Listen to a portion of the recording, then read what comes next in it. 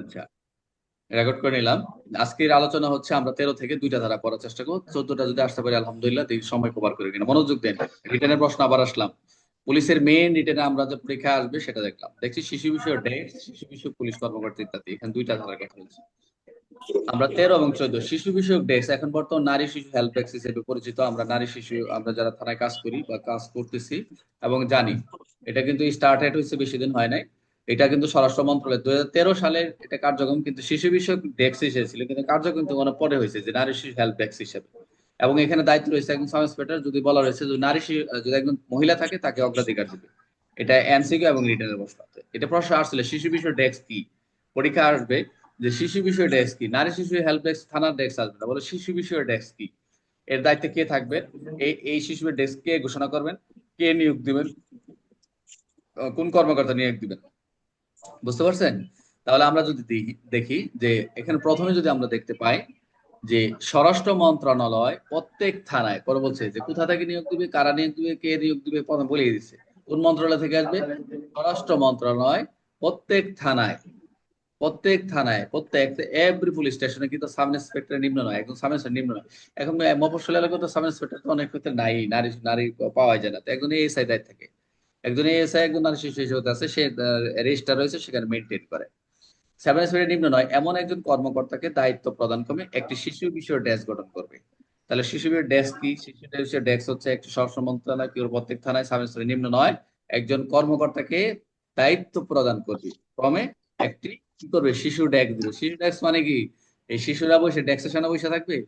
এক শিশু বিষয় ডেস্ক, যিনি যে ডিউটি অফিসারও যদি বসে থাকে চেয়ার টেবিল নিয়ে বসে, তাদেরও কিন্তু একটা সুনির্দিষ্ট একটা কক্ষ থাকবে, একটা ডেকোরেট রুম থাকবে, শিশু বিষয়ে কিছু কার্যক্রম থাকবে, মানে শিশুদের আসবে ওখানে, কিছু খেলনা থাকতে পারে, শিশুদের কিছু বই থাকতে পারে, কিছু কিছু থাকে যেগুলো হচ্ছে যে শিশুরা যে এসে দেখবে যে এখানে খুব সুন্দর সুন্দর জিনিস রাখা আছে, দেখে তারা অনুপ্রাণিত হবে, তার সাথে কথা বলবে, এরকম কোনো কিছু আধুনিক একটু, যেমন ভিকটিম সাপোর্ট এগুলো দেখা যায়। শিশু বিষয়ক ডেস্ক সাপোর্ট একটা আলাদা বিষয়। সেখানে এখানে শিশুদের যে মনোরঞ্জিত, যেটা হচ্ছে শিশুরা যাতে এখানে খেলাধুলা করতে পারে, তাদের ব্রেনটাকে যাতে অন্যদিকে কনভার্ট না হয়, তার কথাবার্তা আদায় করা যায়, এরকম অনেক কিছু আছে ভিকটিম সাপোর্ট। তাহলে আমরা শিশুদের ডেস্কে আমরা একে দেখলাম, এগুলি 1 2 3 লেখার কোনো সমস্যা নেই, ডাইরেক্ট শিশুর ডেস্ক দিয়ে 13 ধারাটা লিখবেন স্পষ্ট করে। এই শিশু মানে 13 ধারা। তবে শর্ত, শিশু বিষয়ের ক্ষেত্রে কন্ডিশন আছে। কি শর্ত? কোনো মহিলা সাব ইন্সপেক্টর কর্মরত থাকলে, যদি থানায় যদি কোনো কারণে, বা কোনো কারণে না, কোনো থানায় যদি মহিলা সাব ইন্সপেক্টর কর্মরত থাকে, উক্ত ডেস্কের দায়িত্ব প্রদানের ক্ষেত্রে তাকেই অগ্রাধিকার দেওয়া হবে। বলছে না যে যে মহিলার নিয়োগ দেওয়া হবে, মহিলাই পাবে। বলছে যে মহিলা থাকে তাকে একটা প্রায়োরিটিটা বেশি দিবে, অগ্রাধিকার, তার মানে তাকে। সাব ইন্সপেক্টরও থাকবে, কিন্তু অনেক আমি বললাম যে অনেক ক্ষেত্রে সাব ইন্সপেক্টর মহিলা পাওয়া যাবে না, তো এসআই থাকবে, নাহলে সাব ইন্সপেক্টরই থাকবে। বুঝতে পারছেন? তাহলে অবশ্যই তাকে প্রায়োরিটি কারা দেবে? মহিলাকে দিবে, মহিলা সাব ইন্সপেক্টরকে দিবে। এখন এই যে আমরা যা পড়লাম শিশু বিষয়ক, এখন যদি প্রশ্ন হচ্ছে এদেরকে কি হিসেবে বলা হবে? শিশু বিষয়ক ডেস্ক যে যারা দায়িত্বে থাকবেন এদেরকে বলা হবে শিশু বিষয়ক, এই শিশু বিষয়ক পুলিশ কর্মকর্তা হিসেবে অবহিত। ক্লিয়ার? আমরা কিন্তু অলরেডি শিশু বিষয়ক আমরা কিন্তু এখন কর্মকর্তা হয়ে গেছি, শিশু বিষয়ক পুলিশ কর্মকর্তা। আমরাও কিন্তু শিশু বিষয়ক পুলিশ কর্মকর্তা হয়ে গেছি। আমরা যে আইনগুলো পড়ে আসলাম, এখানে আমরা দেখলাম যে শিশু বিষয়ক ডেস্ক। ক্লিয়ার? তাহলে আমরা প্রথম হলো স্বরাষ্ট্র মন্ত্রণালয় প্রত্যেক থানায় দিবে, নিয়োগ দিবে, শিশু ট্যাক্স গ্রহণ করবে, কাকে দিবে? সাব ইন্সপেক্টর দিবে। শর্ত হচ্ছে যদি থানা যদি মহিলা থাকে মহিলাকে অগ্রাধিকার দিবে। 3 নম্বর হচ্ছে যে এটা কি নামে গঠিত হবে? এটা শিশু বিষয়ক পুলিশ কর্মকর্তা হিসেবে অবহিত হবে। এখন কে বলতে পারবে? প্রশ্ন হচ্ছে, প্রশ্ন করি আগে। প্রশ্ন করবো, এমসিকিউ করবো, কানেক্টিং সেকশন নাই এখানে, উদাহরণ তৈরি করবো। প্রশ্ন হচ্ছে শিশু বিষয় ডেস্ক কি, শিশু বিষয় ডেস্ক কে গঠন করবে, কোন মন্ত্রণালয় গঠন করবে বা কার নিয়ন্ত্রণাধীন থাকবে, অথবা এই শিশু ডেস্ক কাকে অগ্রাধিকার দিবে, এবং এই শিশু কর্মকর্তাকে এই শিশু বিষয় ডেস্ক কি হিসেবে অবহিত হবে। অনেকগুলো প্রশ্ন করছি, And বলেন, একজন উত্তর দেন। স্যার, হ্যাঁ, আমি বলবো স্যার। বলো, হ্যাঁ বলো। স্যার, স্যার, এটা স্যার স্বরাষ্ট্র মন্ত্রণালয় থেকে স্যার নিয়োগ করবে। আর প্রত্যেক থানায় একজন সাব ইন্সপেক্টরের নিচে নয়, তবে অগ্রাধিকার আছে আপনার মহিলা সাব ইন্সপেক্টরের আগে। যদি না থাকে সেক্ষেত্রে দেখা যাচ্ছে যে অন্য, আর যদি থাকে তাহলে মহিলা সাব ইন্সপেক্টর দিয়ে নিয়োগ করা হবে। আর হচ্ছে আপনার দুয়ে বলা হয়েছে দায়িত্ব, মানে শিশু বিষয়ে ডেস্কের দায়িত্বে কর্মকর্তা হিসেবে বিষয় হিসেবে আপনার হচ্ছে পুলিশ পুলিশের কর্মকর্তা হিসেবে দায়িত্ব থাকবে স্যার। মানে পুলিশ কর্মকর্তা, শিশু বিষয়ক পুলিশ কর্মকর্তা। এই জিল্লু ভাই হ্যাঁ, বলেন, শিশু বিষয়ে কর্মকর্তা। এই ধারার মূল বিষয়টা কি?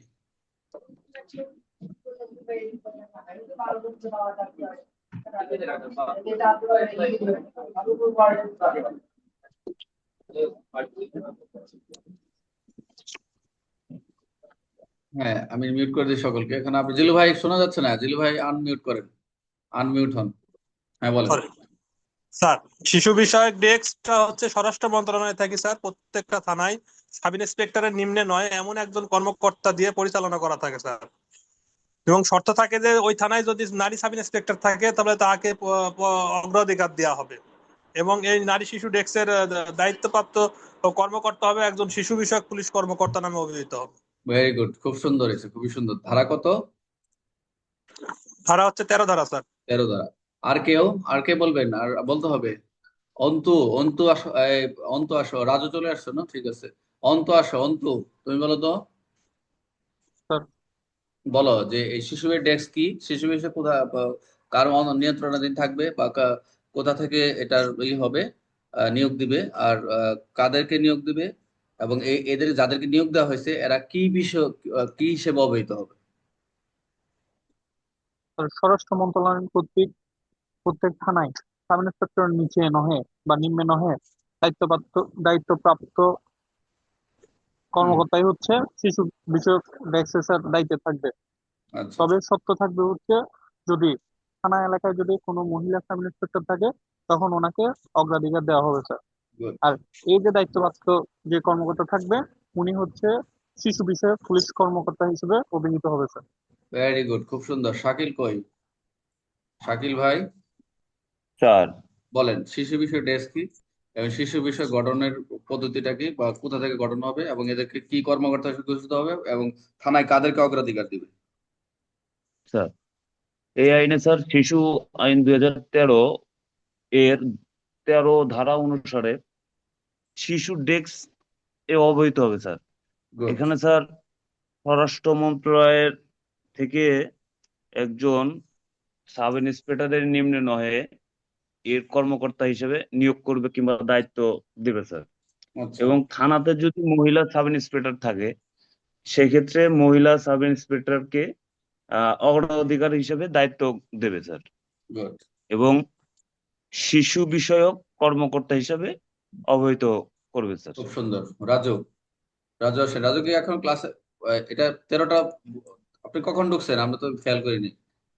না, এইমাত্র আসলাম স্যার। আমি ওই যে বাইরে গেছিলাম হাঁটতে হাঁটতে, মানে পরে আসলাম আর কি, এটা আসলাম। আচ্ছা, পারবেন শিশু বিষয়ে অসুবিধা ডেস্ক নেই। 13 ধারাটা পারবেন? স্যার, এটা স্বরাষ্ট্র মন্ত্রণালয়ের আন্ডারে প্রত্যেকটি থানায় একটি সাব ইন্সপেক্টরের নিচে নয় এইরকম অফিসার দ্বারা শিশু বিষয়ক হেল্প ডেস্ক গঠিত হবে স্যার। তবে শর্ত, যদি থানায় মহিলা সাব ইন্সপেক্টর থাকে তাকে অগ্রাধিকার দিতে হবে। আর ওই যিনি ডেস্ক শিশু বিষয়ক ডেস্কের দায়িত্বে থাকবেন তিনি স্যার শিশু বিষয়ক পুলিশ কর্মকর্তা হিসেবে অবহিত হবেন sir. Very good. Jahangir, Jahangir ভাই কোথায়? তালিম এইমাত্র আসছেন নাকি? তালিম, তালিম কি এইমাত্র আসছেন? স্যার। আপনি কি এইমাত্র জয়েন করলেন? জি স্যার, জি স্যার। আচ্ছা, এর অ্যাডমিন রাজু, তারপরে জুবায়ের স্যার, হচ্ছে, এই প্রতি ক্লাসে যারা দেরি করে আসবে এদেরকে মিনিমাম সর্বনিম্ন ক্লাসে অ্যাবসেন্ট থাকে, যদি অ্যাবসেন্ট থাকে জরিমানা ধরবেন 10 টাকা, আর ক্লাস ডিলে করলে ধরবেন 50 টাকা। মানে টাইমের পরে যদি না আসে তাহলে এই জরিমানাগুলো কি হবে? এই সব জরিমানা করে একবারে বছর শেষে না, আমরা 3 মাস পর পর আমরা এই পিকনিক খাবো এই ক্লাসে বসে, ঠিক আছে? তো এগুলা খেয়াল রাখবেন। জরিমানা করলে এরা ঠিক আছে ক্লাসে জয়েন করবে, ঠিক আছে, নাহলে জয়েন করবে না। দেরি হলে আগে আগে আগে জানাইতে হবে স্যার। হ্যাঁ, আমাদেরকে জানাতে হবে। এই যে এখন আসি, প্রশ্ন আসি। আচ্ছা, এখন পর দেখেন, প্রত্যেক থানায় শিশু বিষয়ে ডেস্ক গঠন করবে কে? প্রশ্ন। স্বরাষ্ট্র স্বরাষ্ট্র মন্ত্রণালয়। মন্ত্রণালয়। Very good. দেখেন, স্বরাষ্ট্র প্রশ্নগুলো আমি নিচে দেখি নাই, তারপরে ধারা পড়লেই এই যে 5টা অপশন যে বলছি, অবশ্যই অপশন গুলা বলতে হয়। শিশু বিষয়ক ডেস্কের দায়িত্বপ্রাপ্ত কর্মকর্তা কার নিচে থাকবেন? কার নিচে? Sub Very good. Inspector sub নিম্নে সাব নয়। ইন্সপেক্টর নিচে নয়। কোন থানায় মহিলা সাব ইন্সপেক্টর থাকলে শিশু বিষয়ক ডেস্কের দায়িত্বে কার অগ্রাধিকার থাকবে? মহিলা মহিলা সাব সাব ইন্সপেক্টর।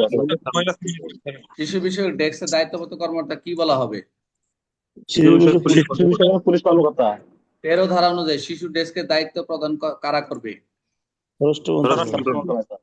তাহলে আমার মনে হয় আপনাদের এই 13 ধারাটা খুব সুন্দরভাবে বুঝতে পারছেন। কারো কোনো সমস্যা আছে? যারা পরে জয়েন করছেন এখন কোনো কথা বলবেন না। আর রাতে আবার নাইট ব্যাচও হবে এবং ক্লাসটা রেকর্ড করেছি এবং শেষেও আমরা একটু সময় নিব, আলোচনা হবে, আপনারা একটু সময় নিবেন। আর তালিম কোনো মন খারাপ কোনো বিষয় না, হয়ে যাবে ইনশাল্লাহ। এখন দেখেন যেটা আছে এটা দেখেন, এটা খুবই ইম্পর্টেন্ট একটা ধারা আমাদের, এবং আমরা এই দুইটা ধারা দিয়ে আজকে শেষ করব। খুবই ইম্পর্টেন্ট শিশু বিষয়ক আমরা যে কর্মকর্তা হিসেবে অবহিত করলো মন্ত্রণালয় এবং আইনের বিধান অনুসারে। এখন কোন থানায় দেখা গেছে একজন মহিলা সাব ইন্সপেক্টর আছে, একজন সাব ইন্সপেক্টর, একজন সিনিয়র সাব ইন্সপেক্টরকে শিশু বিষয়ে দায়িত্ব দিচ্ছে, কিন্তু আপনারা সেখানে কি করবেন? স্যারদেরকে বলতে হবে। আইন যদি জানা থাকে বলবেন স্যার এটা তো তারা পাবে। অনেক ক্ষেত্রে আইন সবাই জানে, কিন্তু অনেক সময় যে আমরা যারা কনস্টেবল বা যাই বলি না কেন, আইন কিন্তু সব কনস্টেবলই সবই জানে, কিন্তু আসলে প্রায়োগিক ক্ষেত্রে এই বাস্তবতায় দেখা যায় যে এগুলো প্র্যাকটিস নাই, না বলতে বলতে লাস্টে এমন একটা অবস্থা হয়। আপনি দেখেন যে কোনো তথ্য সেন্টি নিয়ে দাঁড়ায় আছে থানায়, তাকে একটা তথ্য দিলে সুন্দর করে বলে দেয়, তাহলে সেও কিন্তু ভালো আইন জানে, কিন্তু হয়তো কালের প্রেক্ষাপটে সে মানে আহ ভাগ্যর দোষ দিয়ে লাভ নাই, মানে চেষ্টা ওরকম ভাবে করছে সে, না আমি র্যাঙ্ক নিবো না, আমি বলে থাকবো। অনেক আছে আপনার batchmate classmate already sub inspector হয়ে গেছে, অনেকে ডিসি কোর্স করতেছে, এ নিয়ে কোনো হতাশার বিষয় নেই। এই যে আমার এখানে একজন প্রথম পরীক্ষা দিল, চাকরি 27 বছর, কনস্টেবল দেয় 27 বছর, দোয়া করে ইনশাল্লাহ হয়ে যাবে। তো এই যে একটা আগ্রহ, হ্যাঁ, এই আগ্রহটাই অনেক দূর আগায় নিয়ে যাবে। তো যাই হোক, আমরা এখন দেখি শিশু বিষয়ক পুলিশ কর্মকর্তার দায়িত্বটা কি।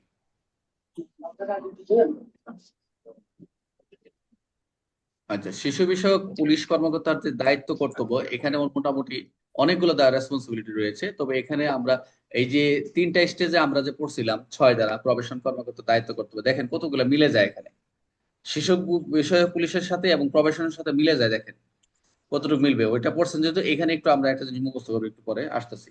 শিশু বিষয়ক পুলিশ কর্মকর্তার দায়িত্ব কর্তব্য কার্যালয় নিম্নরূপ হবে। যথা কি হবে? প্রথম হচ্ছে শিশু যখন থানায় আনবেন, শিশু বিষয়ক মামলার জন্য, শিশু বিষয়ক মামলার জন্য নথি রেজিস্ট্রে সংরক্ষণ করা। কথা বলে কে? বলছি না, সবাই মিউট করে দেন, কথা বলবেন না। গুরুত্বপূর্ণ যখন রিটার্নের ক্লাসগুলো করাবো তখন একটু মনোযোগ দিবেন। তাহলে শিশু বিষয়ক মামলা যখন আপনি যে শিশুটাকে থানায় আনবেন, যে আনা হলো, তখন তাদের জন্য আলাদা পৃথক নথি হবে। এটা কিন্তু ওই যে প্রত্যয়িত প্রতিষ্ঠানে কিন্তু প্রবেশন কর্মকর্তা সেই কাজটাই করছেন। মনোযোগ দেন, মনে রাখবেন কিভাবে। এটা যদি ঠাড়া মুখস্থ করেন জীবনও হবে না, ঠাড়া যদি লেখেন হয়তো তাও 3-4টা মনে থাকবে। আর আমি কৌশল দেখাই দিই, আপনার মন থাকবে। শিশু বিষয়ক মামলার জন্য পৃথক নথি রেজিস্টার, এটা কোথায় পাইছেন? প্রবেশন কর্মকর্তা পাইছেন না? প্রত্যেকটা প্রতিষ্ঠানে যখন নিবে তখন আলাদা নথি রেজিস্টার প্রস্তুত করবে, করছেন না নাকি পড়েন নাই? আচ্ছা, এখানেও ঠিক যে শিশু বিষয়ক পুলিশ কর্মকর্তার দায়িত্বের ভিতরে শিশু বিষয়ক মামলার জন্য পৃথক নথি ও রেজিস্টার সংরক্ষণ করা। আচ্ছা, আরেকটা দেখেন, কোন শিশু থানায় আসলে, শিশুকে থানায় আনয়ন করা হলে এখানে কাজ, প্রথম কাজটা কিন্তু এটা। কে ঢুকলো আবার?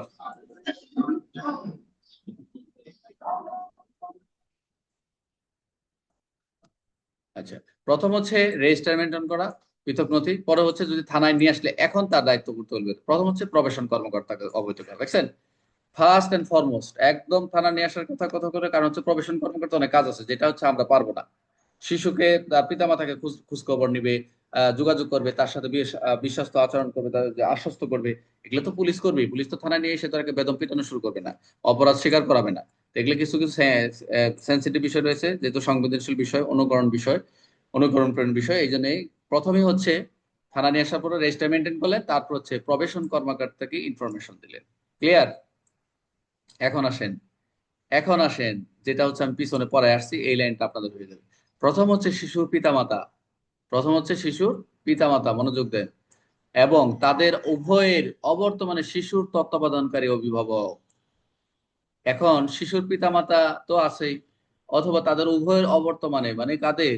এই যে পিতামাতার অবর্তমানে যারা শিশুর যারা তত্ত্বাবধান করলো, যাদেরকে জিম্মায় নিল, যাদের দায়িত্বে থাকলেন, বা কর্তৃপক্ষ হতে পারে, অভিভাবক, আইনগত অভিভাবক হতে পারে, বা এই যে তত্ত্বাবধান করে অভিভাবক হতে পারে, বা কর্তৃপক্ষ হতে পারে, একজন কনসার্ন অথরিটি হতে পারে। অথবা অথবা দেখেন এখানে এটা আপনাদের এখন মুখস্থ করাবো না, লাগাবো না। একটা হচ্ছে শিশুর পিতামাতা, মনোযোগ দেন। আরটা হচ্ছে তাদের উভয়ের অবর্তমানে শিশু তত্ত্বাবধান অভিভাবক, তারপর হচ্ছে কর্তৃপক্ষ অথবা আইনানুগ বা বৈধ অভিভাবক, ক্ষেত্রমতো বর্ধিত পরিবার সদস্যকে কি করা, অবহিত করা এবং বিস্তারিত তথ্য সহ আদালতে হাজির করার তালিকাত করা। এখন আসেন, এটা মুখস্থ করাবো এখন। আই রিপিট, প্রথম বলছে শিশুর পিতামাতা কাকে কাকে খবর দিবে বা কাকে কাকে জানাবে, কাদেরকে জানাবে, এই কথা বলছে। প্রথম শিশুর পিতামাতা মাতা পিতারে জানাবে এবং তাদের উভয়ের অবর্তমানে শিশুর তত্ত্বাবধান করে অভিভাবক, 2 নাম্বার। 3 নাম্বার কর্তৃপক্ষ। 4 নাম্বার আইনানুগ বা বৈধ অভিভাবক, যেটা আমরা লিগ্যাল গার্ডেন, ওই যে গার্ডেন অ্যাক্ট 1890 সালে 7 ধারা যেটা পড়ছিলাম, 2-এর 2 আমরা সংজ্ঞাটা পড়ছিলাম। বারবার পিছনে যাবেন, দেখেন যত পিছনে যাবেন পড়া রিভিশন করবেন তত সামনে হবে। দেখেন প্রত্যেকটা জিনিস পিছন থেকে আসতেছে, এই জন্য বলি বারবার পিছনে যাবেন, একটার সাথে রিলেটেড। ক্ষেত্রমতো বর্ধিত পরিবার, যদি কোনোভাবে এদেরকে সাথে যোগাযোগ বা সম্ভাবনা হয় যে ওই যে রক্তের সম্পর্কে বা আত্মীয়তার সম্পর্ক যারা বর্ধিত পরিবার পড়েছিলেন, দাদা দাদি নানা নানি চাচা চাচি ফুফু খালা খালি যা পড়ছিলেন, এদেরকে কি করা, অবহিত করা। কে করবে? প্রবেশন কর্মকর্তাকে যখন অবহিত করবেন, এরপরের দায়িত্বটা হচ্ছে আপনার, এবং বিস্তারিত তথ্য সহ আদালতে হাজির করে তালিকাত করে। এখন এই তাকে যখন আদালতে হাজির করবেন, অবশ্যই তাকে তো তারিখ থেকে করতে হবে। কাকে কাকে করবেন? আপনি আদালত থেকে একজন শিশুকে পাঠাচ্ছেন, একজন অভিভাবক আসলো যে কত তারিখে পাঠাচ্ছেন, কয় তারিখে জামিন পাবে, কি পাবে, তারিখটা আপনি জানাবেন না? যখন ফরওয়ার্ডিং এ পাঠাচ্ছেন, কালকে হাজির করতেছেন, তাকে তো জানাইতে হবে। এগুলো হচ্ছে তাদের অধিকার, এটা হচ্ছে আপনার দায়িত্ব, কর্তব্য। একজন বলেন, এই এই এই পর্যন্ত পড়েন, একজন এই যে এই পর্যন্ত, রাজু পড়েন। শরীয় হচ্ছে আহ, কোন সরায় সরায় শিশুকে দরকার নাই থানায় এখানে, আসিবেন বা সরিয়ে সরায় দরকার নাই এখানে। আমরা যখন লিখবো দায়িত্ব করতে, তখন স্টার চিহ্ন দেবো, রোমান চিহ্ন দেবো। আপনার মন ভালো হইলে ঘর বানাই দিন, সমস্যা নেই, সামনে কলম দ্বারা করে দিন, আপনার মন যাচাই। বাট সরিয়ে সরায় এই দীর্ঘ দীর্ঘ দিয়ে মাথা নষ্ট করে, ক খ দিয়ে কোনো মাথা নষ্ট করতে দরকার নেই। যখন ক খ দিবেন কোন তখন কনফিউশন থাকবে স্যাররা, যেটা মানে কই বলা আছে, আপনি সবসময় 1 2 3 এভাবে দিবেন। বলেন। কোন শিশুকে থানায় আনয়ন করা হইলে প্রবেশন কর্মকর্তাকে, স্যার প্রথম থেকে পড়বো স্যার? না না, শুধু এইটুকু মার্ক করছে, এইটুকু। আচ্ছা। প্রবেশন কর্মকর্তাকে অবহিত করা, তারপরে হচ্ছে শিশুর মাতা পিতা এবং তাহাদের উভয়ের অবর্তমানে শিশুর তত্ত্বাবধানকারী অভিভাবক বা কর্তৃপক্ষ অথবা আইনানুগ বা বৈধ অভিভাবক বা ক্ষেত্রমতে বর্ধিত পরিবারের সদস্যকে অবহিত করা আচ্ছা, এবং এটা বিস্তারিত তথ্য সহ আদালতে হাজির করা, তারিখ জ্ঞাত করা। এইটুক 5 মিনিট সময় দিলাম, মুখস্থ করবেন সবাই এবং সবাই ডিসকাস করেন এটা বলতে কি বোঝানো হয়েছে। 5 মিনিট।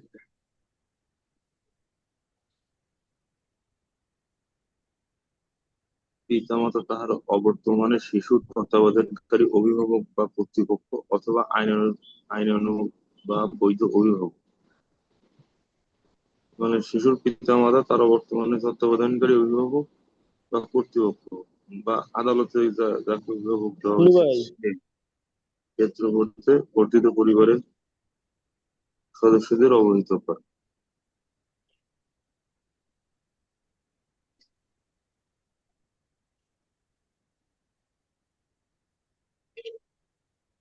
হ্যাঁ, আলোচনা করেন, সবার সাথে আলোচনা করেন। রাজু স্যার এটা ভাঙেন।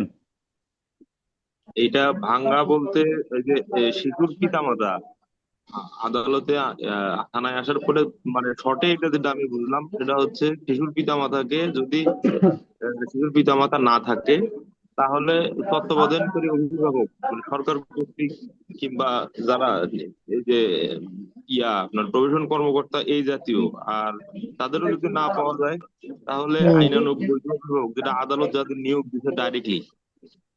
আবার ক্ষেত্র মতে তাদেরকেও না পাওয়া গেলে বর্ধিত পরিবারের সদস্যকে অবহিত করা যাবে। তাহলে কাকে প্রথমে নাজমুল, প্রথম কাকে জানানো দরকার? প্রবেশন কর্মকর্তার। আচ্ছা, প্রবেশন স্যার, কর্মকর্তা। হ্যাঁ। এই যে এখানে আছে বলছে প্রথমে হচ্ছে আপনার যে দায়িত্ব থাকবে কে থাকবে, যেমন প্রবেশন কর্মকর্তা হচ্ছে শিশু বিষয়ক কর্মকর্তা, যেমন আমাদের সাব ইন্সপেক্টর, মহিলা সাব ইন্সপেক্টর থাকবে। ওনাকে আগে প্রথমে জানানো উচিত, জানায় উনি আসবে, আসার পরে এটা একটা মামলার হচ্ছে নথি বা রেজিস্টার একটা সংরক্ষণ করবে। সংরক্ষণ করার পরে ওই শিশু যখন আসবে, আসার পরে তার পিতা মাতা কে আছে, তো সেটা আগে প্রথমে তার পিতা মাতা বা তাহার অবর্তমানে শিশু তত্ত্বাবধায়ক হচ্ছে অভিভাবক বা কর্তৃপক্ষ বা বৈধ বৈধ অভিভাবক বা হচ্ছে বর্ধিত পরিবার, আমরা যে পরিবারটা করছিলাম দাদা দাদি নানা নানি, ওই ওনারা আসবে।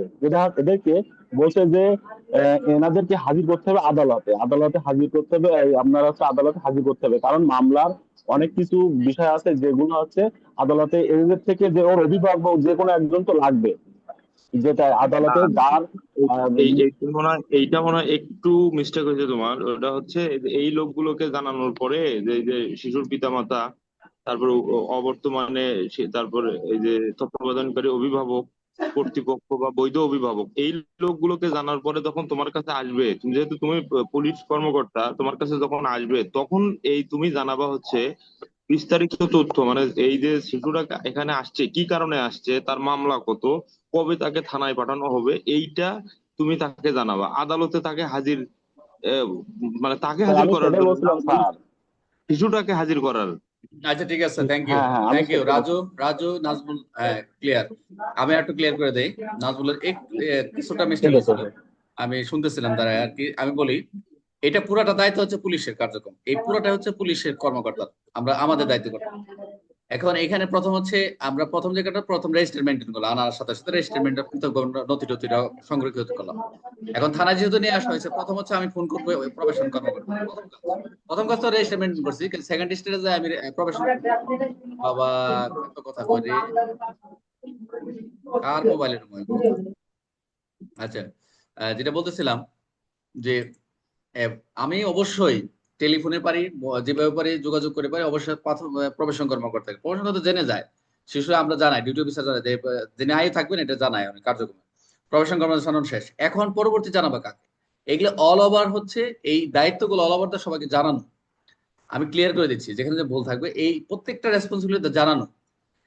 এই এই এইখান থেকে সবগুলো জানানো কমপ্লিট হইলে আপনার কাজ করতে সুবিধা হবে। কারণ হচ্ছে শিশু নিয়ে কাজ করতেছেন, এই যে এটা মুখস্থ করে এগিয়ে দিচ্ছি যে কাদেরকে কাদেরকে জানাবে, এবং এরা যখন উপস্থিত হবে, এরা তো যখন লিগেল গার্ডেন বা যেই আসো আইনানুগ অভিভাবক, বৈধ অভিভাবক, কর্তৃপক্ষ যাই বলি না কেন, এরা কি করবে? তখন বলবো আমাদের শিশুটা তো এরকম অপরাধ করে নাই, কবে করছে কি করছে আমরা জানি না।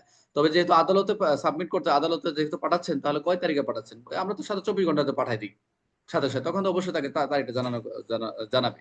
আর প্রবেশন কর্মকর্তা যে দায়িত্ব কর্তব্য রয়েছে, এগুলো তো আলাদা একটা পার্ট আমরা করছি।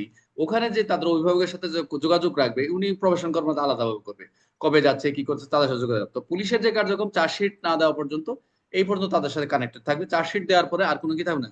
চার্জশিট বলতে কি, পুলিশ রিপোর্ট দিতে হবে। পুলিশ রিপোর্ট দেওয়া পর্যন্ত তাদের সাথে কানেক্টেড থাকবে। পরে বাকি কার্যক্রম আদালত, তখন সে প্রবেশন কর্মকর্তা কন্টিনিউ থাকবে। হ্যাঁ, এই আর কিছু না। এই জন্যই বলছি আমি, এটা মুখস্থ করেন যে শিশুর মাতা পিতা, এইটুকু এটা লাগবে। এই ভুল করছি কেন, এই কথাটা সামনে আমরা প্রত্যেকটা ধারায় পাবো, এই জন্য মুখস্থ করে দিয়েছিলাম। এই কথাটা সব ধারায় লাগবে, যখন এটা থাকবে আপনারা পরীক্ষা হলে এইটুকু লেখা লাগবে। প্রথম হচ্ছে শিশুর পিতামাতা। এখন শিশুর পিতামাতা নাই, এবং তাদের উভয়ের অবর্তমানে শিশুর তত্ত্বাবধানকারীর অভিভাবক যিনি থাকবেন, বা কর্তৃপক্ষ, বা আইনানুগ বা বৈধ অভিভাবক, বা ক্ষেত্রের মধ্যে বর্ধিত পরিবেশ। দেখেন আমরা কিন্তু এখানে কিন্তু শিশু পিতামাতা পড়ছি, উভয়ের অবর্তমানে তত্ত্বাবধান করে পড়ছি, কর্তৃপক্ষ আমরা একটু কিছু কিছু জায়গায় পড়লাম, এবং বৈধ আইনানুগ বা বৈধ ভাবে পড়ছি, সেটা 2-2 পড়ছি। বর্ধিত পরিবার সদস্য, সেটাও কিন্তু আমরা পড়ছি। তাই যদি পড়ে থাকে, আচ্ছা এই স্যার, শব্দগুলো একত্র করে একটা ধারা করছে, জানানো হয়েছে। একটা হ্যাঁ। প্রশ্ন নেওয়া যাবে স্যার? হুম একটা হুম। প্রশ্ন নেওয়া যাবে স্যার? হ্যাঁ হুম। আচ্ছা, আমরা যে স্যার প্রথমে এই আইনটা পড়ার আগে স্যার আমরা একটা গল্প পড়লাম না, ওই যে ছোট্ট রুবেল ভিক্ষা করতো ঢাকার একটি ব্যস্ত মোড়ে? হ্যাঁ হ্যাঁ। আচ্ছা, এই অনুযায়ী স্যার এই যে শিশুর পিতামাতা, বুঝলাম স্যার। তারপরে আইনানুগ অভিভাবক হচ্ছে যে আদালত যাকে অভিভাবক হিসেবে ইয়া করে, আপনার হচ্ছে আহ ও নিয়োগ দিছে। তারপরে বর্ধিত পরিবারের সদস্য, তাই শিশুটির বর্ধিত পরিবার তো পড়েই আসলাম স্যার। এখানে হচ্ছে তত্ত্বাবধানকারী অভিভাবক বা কর্তৃপক্ষ, এইটা তো স্যার এই জিনিসটা আমরা মানে একটু ক্লিয়ার করে দেন তো স্যার। আচ্ছা, এখানে উভয়ের আসেন। অবর্তমানে শিশুর এখানে আমি বলি, তত্ত্বাবধানকারী এটা অভিভাবক। টোটালি হচ্ছে, আমি বলে দিই, টোটালি হচ্ছে যেমন আমি একজন ব্যক্তি, আমি কথা বলতে পারি না, আমি একজন শিশু। এখন আমাকে দায়িত্ব কে নিবে? একটা উদাহরণ, মনোযোগ দেন, ভালো করে মনোযোগ, যেটা প্রশ্ন, খুব সুন্দর একটা প্রশ্ন করছে। রাস্তায় যদি কোনো শিশু পাওয়া যায়, রাস্তায় যদি কোনো শিশু একদম মানে শিশুটা জন্ম নিছে নিয়ে ফালাইতে চলে গেছে, এক কথায় শিশুটাকে রাস্তাঘাটের মাধ্যমে ডাস্টবিনে পায়, বিভিন্ন ময়লা আবর্জনা পায়, এটা বুঝেন। এই শিশুটাকে কোনোভাবে তো এত সহজে তো আইডেন্টিফিকেশন করা যাবে না, করা যাবে? শিশুর মাতা পিতা না কি এত স্যার। তাড়াতাড়ি ডিএনএ টেস্ট করে কি পাওয়া যাবে?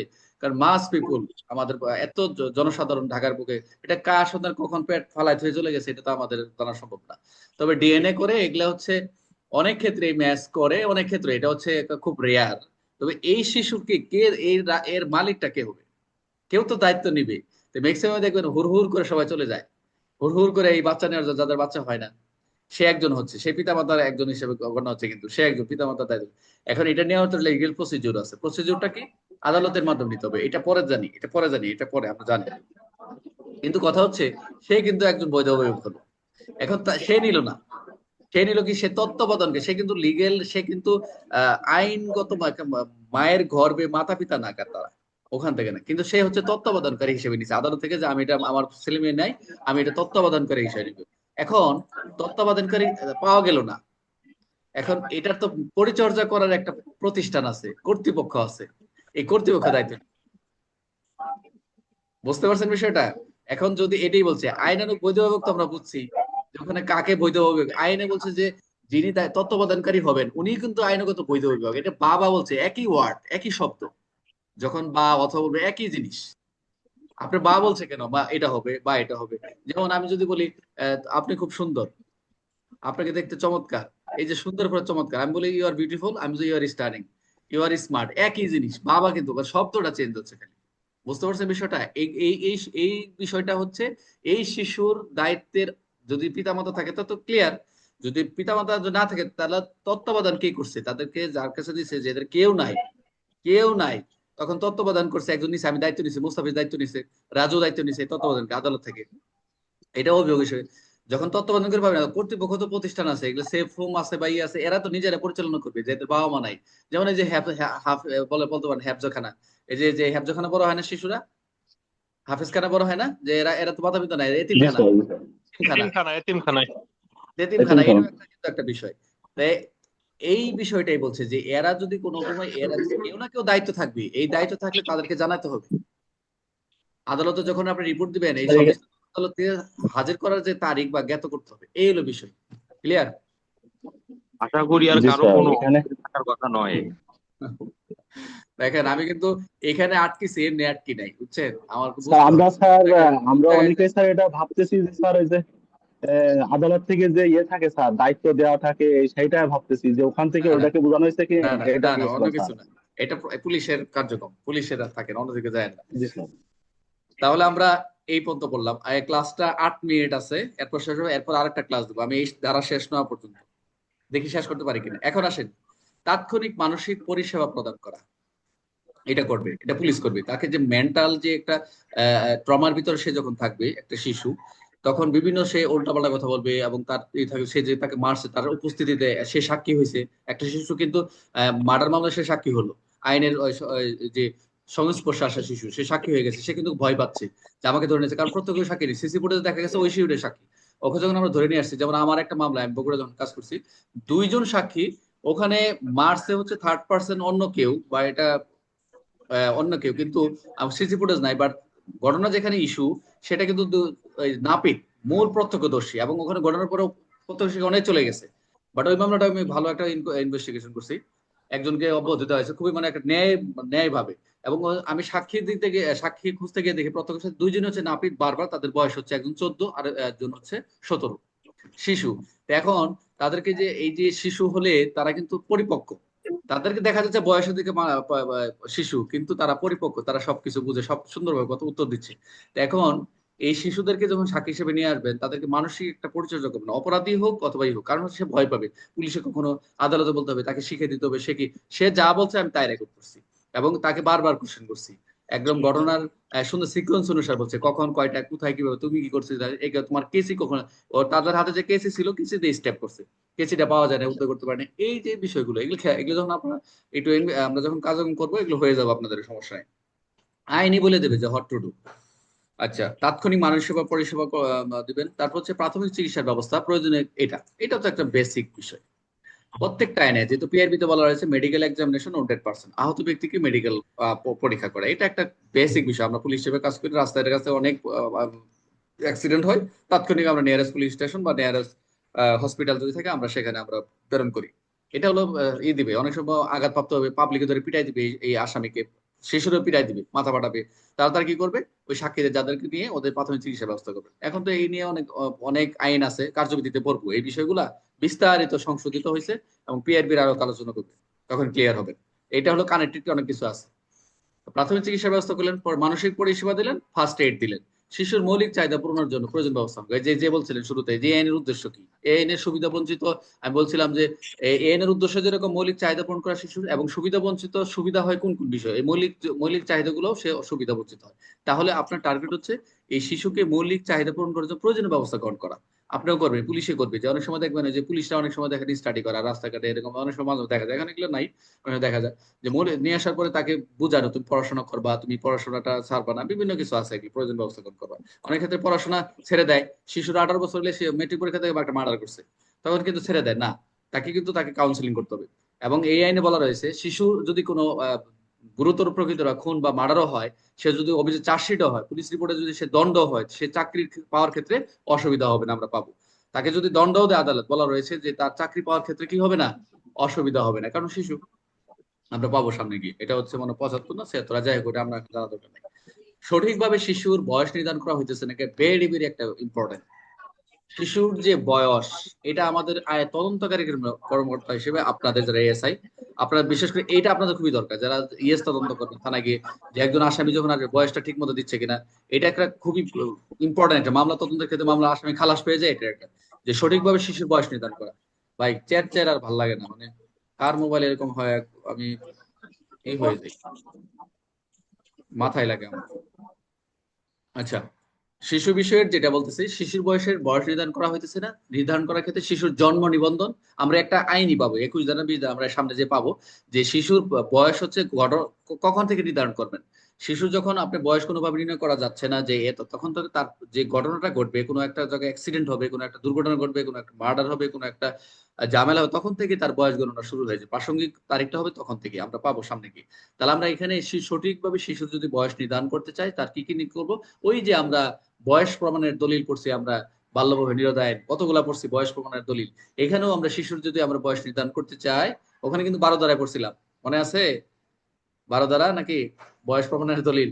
তো এই শিশুর জন্ম নিবন্ধন, বিশ্বাসযোগ্য দলিলাদি, এই যে সংশ্লিষ্ট যে বিশ্বাসযোগ্য দলিলাদের পর্যালোচনা করে সেগুলা লক্ষ্য রাখতে হবে। তাহলে আমরা এটা কি, আমরা এখানে একটু রিপিট দেই। প্রথম হচ্ছে নথি, প্রথম, তারপর হচ্ছে আনয়ন করলে কি হবে, প্রবেশন কর্মকর্তা জানাবেন, তারপর তাদের পিতা মাতার অবর্তমানে অভিভাবক, আইনগত তত্ত্বাবধানকারী কর্তৃপক্ষ, বৈধ অভিভাবক পরিবারকে জানাবেন।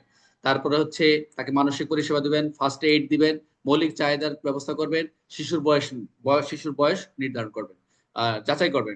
আরটা হচ্ছে প্রবেশন কর্মকর্তার সহিত, এখানে কিন্তু সে শুধু নয়, নট অনলি শুধু পুলিশ কর্মকর্তা সে কাজ করবে, প্রবেশন কর্মের সাথে তার কাজ আছে কি, যৌথভাবে তাদের কি করবে, কোঅপারেশন করবে, কোঅর্ডিনেশন করবে, যৌথভাবে শিশুর বিরুদ্ধে আনিত যে অভিযোগ রয়েছে। ক্লাসটা কি রেকর্ড হচ্ছে নাকি?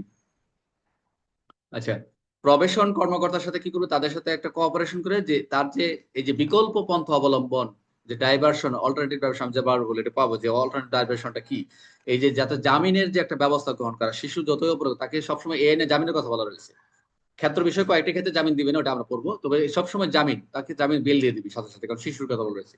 বলছে যাতে সে জামিন পায়, তা জামিনের ব্যবস্থা তার সাথে এক সমন্বয় সাধন করা। তারপরে রয়েছে যে বিকল্প পন্থা অবলম্বন, জামিনে যদি মুক্তি প্রদান করা সম্ভব না হলে, তাহলে ওই যে নিরাপদে, দেখছেন এটা কিন্তু আপনার ওই যে প্রবেশন কর্মকর্তার এই দুইটা পয়েন্ট রয়েছে, এই দুইটা পয়েন্ট প্রবেশন কর্মকর্তার সাথে আমাদের পুলিশ আমাদের যে দায়িত্ব কর্তব্য সেটা তো মিলে গেছে। একটা হচ্ছে তাদের বিকল্প ব্যবস্থা, যেটা জামিনের ক্ষেত্রে করবে, মূল্যায়ন করবো, পুরোটা হচ্ছে প্রবেশন কর্মকর্তার সাথে যৌথভাবে শিশুর অভিযোগ মূল্যায়ন করে বিকল্প অবলম্বন করবে। পরটা হচ্ছে যদি জামিন না পায়, তাই সেই ক্ষেত্রে ওই যে সেফ হোম, নিরাপদ স্থানে প্রেরণের ব্যবস্থা করবে, এটা হচ্ছে প্রবেশন কর্মকর্তা, পুলিশ কর্মকর্তা। সর্বশেষ, ভেরি ভেরি ইম্পর্টেন্ট, এখান থেকে এমসিকিউ প্রতিবারই আসে, ধরেন এইবারও আসবে ইনশাল্লাহ। আর 1 মিনিট আছে, শেষ করা যাবে ইনশাল্লাহ। দেখি, প্রতি মাসে, ভেরি ইম্পর্টেন্ট, প্রতি মাসে, আই রিপিট, প্রতি মাসে শিশুদের মামলার সকল তথ্য প্রতিবেদন আকারে, আই রিপিট, প্রতি মাসে শিশুদের মামলার সকল তথ্য প্রতিবেদন কোথায় প্রেরণ করবে, থানা হতে নির্ধারিত ছকে প্রবেশন কর্মকর্তার নিকট। প্রতি মাসে নির্ধারিত ছকে থানা থেকে কোথায় প্রেরণ করবে, প্রথম হচ্ছে এসপি অফিস, পুলিশ সুপারিনটেন্ডেন্ট এর কার্যালয়ের মাধ্যমে যথাযথ কর্তব্যকে দেবে, পুলিশ সদর দপ্তরের ক্ষেত্র মতো জেলা আইনগত সহায়তা কমিটিকে প্রেরণ করবে, ভেরি ইম্পর্টেন্ট। আই রিপিট, প্রতি মাসে মামলার সকল তথ্য প্রতিবেদন আকারে থানা হতে নির্ধারিত ছকে প্রথম হচ্ছে প্রবেশন কর্মকর্তার নিকট এবং এসপি অফিসের মাধ্যমে সুপারিনটেন্ডেন্টের মাধ্যমে পুলিশ সদর দপ্তর, যেটা পুলিশ হেডকোয়ার্টার যেটা বলে, আমাদের সদর দপ্তর ডিএমপি হেডকোয়ার্টার, পুলিশ হেডকোয়ার্টার ধরলাম, পুলিশ সদর দপ্তরের ক্ষেত্র মধ্যে জেলা আইনগত সহায়তা প্রদান কমিটির নিকট প্রেরণ করবে। সর্বশেষ হচ্ছে এই যে একটা কথা, বিধি ধারা নির্ধারিত দায়িত্ব পালন করা, এটা দিলে সবকিছুই কার্যক্রম শেষ। যে উপরোক্ত যে কার্যক্রম গুলো করলেন সেটা হচ্ছে অন্যান্য ব্যবস্থা গ্রহণ করতেও আপনি পারবেন, অন্যান্য ব্যবস্থা। এই ছিল মোটামুটি আমাদের 14 ধারা। শেষ হয়ে যায় কিনা আল্লাহ জানে। আর লিঙ্ক দিলে লিঙ্ক দিলে আসবেন। আর কথাটা তো আছে আপনাদের, আপনার লিঙ্কটা একটা দেই, আসেন। আচ্ছা, দরকার নাই। আচ্ছা ঠিক আছে, তাহলে ক্লাসটা রেকর্ড হয়েছে, সমস্যা নাই। আপনারা রাতে আবার আলোচনা হবে, ঠিক আছে? সমস্যা আছে কারো? রাতে এই ধারা আলোচনা হবে স্যার আবার? হ্যাঁ